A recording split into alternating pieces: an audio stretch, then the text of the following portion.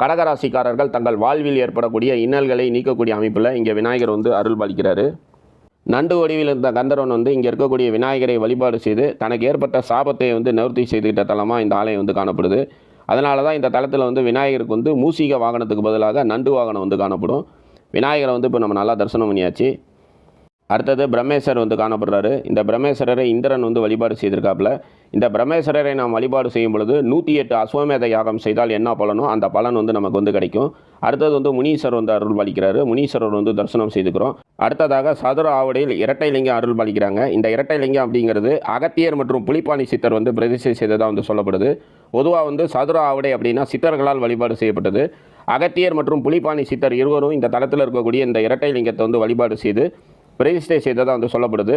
நம்ம புண்ணியம் செய்திருக்கோமா, நம்ம இந்த ஆலயத்துக்குள்ளார வரலாமா அப்படின்னு சொல்லி சித்தர்கள் வந்து நம்மளை வந்து கண்காணித்து இந்த தலத்துக்குள்ளார வந்து அனுப்புகிறதா வந்து சொல்லப்படுது. அதன்